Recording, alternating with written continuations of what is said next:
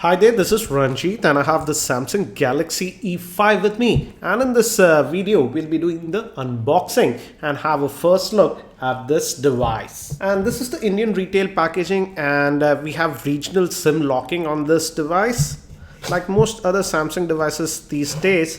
So let me break this seal. And regarding the pricing, the price quoted here on the box is 20,400, but this product is available in India in online stores for around 17,500 or so. I'll have the link for Flipkart in the show notes so that you can check the current pricing, because the pricing of these devices do fluctuate a lot in India. So let's just quickly break the seal and open this up. So here is the Samsung Galaxy E5, and this is in the black color. We also get this in white color. For example, I have the Galaxy E7 which is in white color variant. So this is how the white might look. Let's keep this handset to the side for the time being, and let's look at the accessories. We have the quick start guide.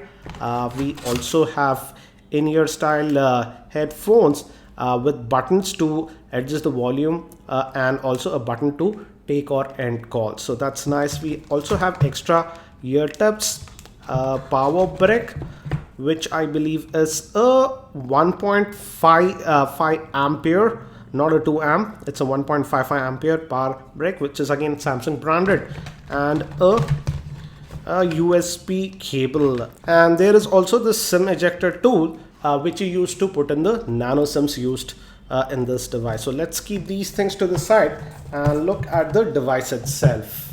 So here is the device itself, and one thing to note with this device is that it is a dual SIM device. It's a duos model, but the first SIM slot is a nano SIM, and the second slot is either for your secondary nano SIM or a micro SD card. So you got to decide between them. So as you can see, it says the first SIM is your primary SIM, and the second one can be used as a secondary SIM or a micro SD card. So let me just take out this one. And one thing to note is that with this E-series device is that the back is of metal. This is not plastic. This is aluminum. Hence, the battery is actually sealed inside on this unit. And I believe it has a 2400 milliamp hour battery. And the handset is actually pretty slim and pretty sleek, I would say. It's pretty slim in size, so it looks really good in the hand. And before we power on this device, let me give you a physical overview. We also have some plastic wrapping here on the top.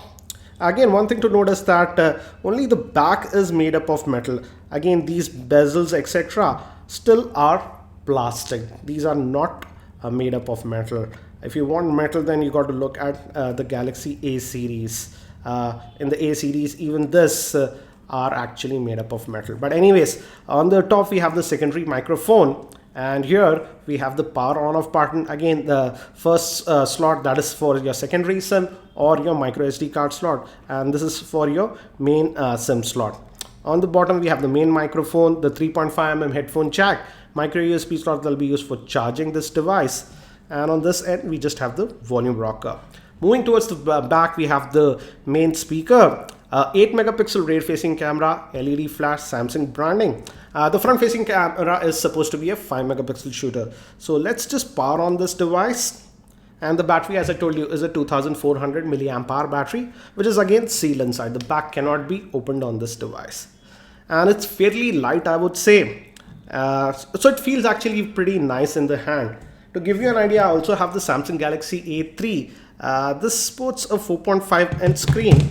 So let me just place it here. And this is the E7, which sports the 5.5-inch screen. So to give you an idea regarding the sizes.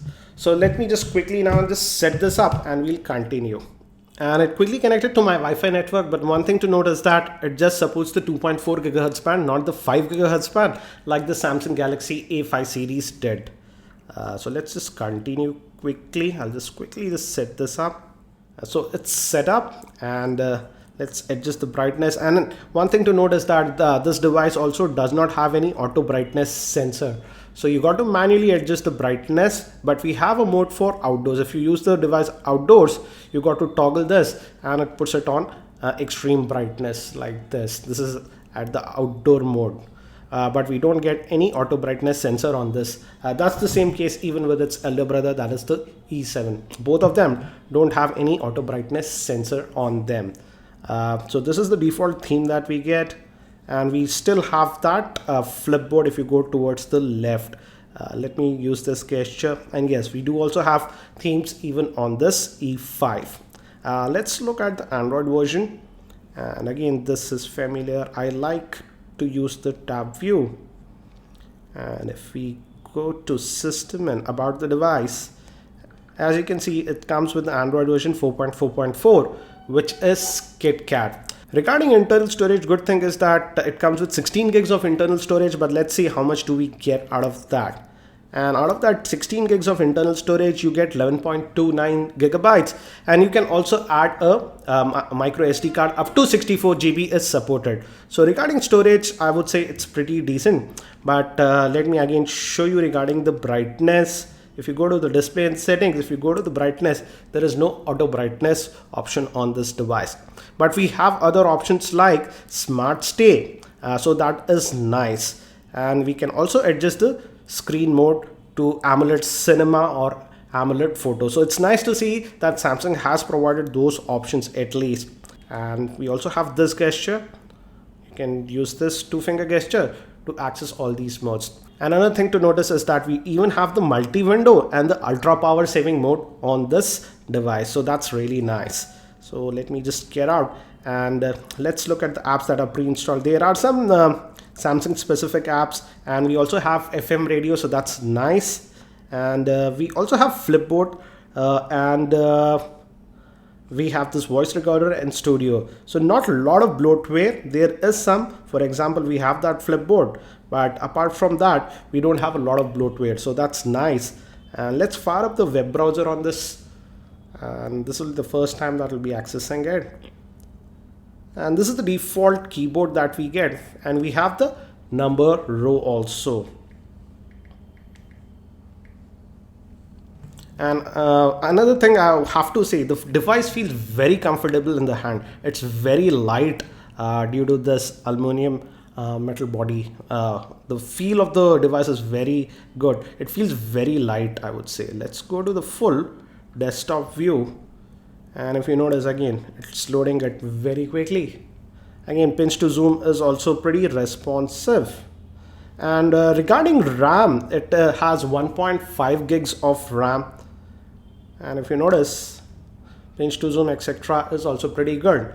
And the viewing angles also are really nice, as it's an AMOLED screen. So let me just get out of this. And now if we talk about the general specifications of this device is powered by a Snapdragon 410 chipset, which is a quad-core processor clocked at 1.2 gigahertz. The GPU is the Adreno 306. It has 1.5 gigs of RAM, and the rear-facing camera is an 8-megapixel shooter. Front-facing camera is a 5-megapixel shooter, and the battery is a 2400 milliamp hour battery. But again, as I mentioned earlier, the battery is non-user replaceable on this device.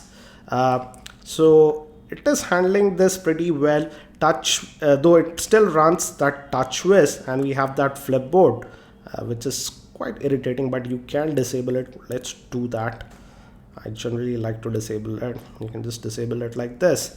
And let's quickly also look at the camera on this one. It has just a 8-megapixel camera. So let's look at that one, and let's look at the settings. And by default, it's at 6 megapixel. That's in widescreen mode. If you go to 8 megapixel, it will be in 4:3 ratio. But let's just take the pictures in this mode. And we have that tap to focus.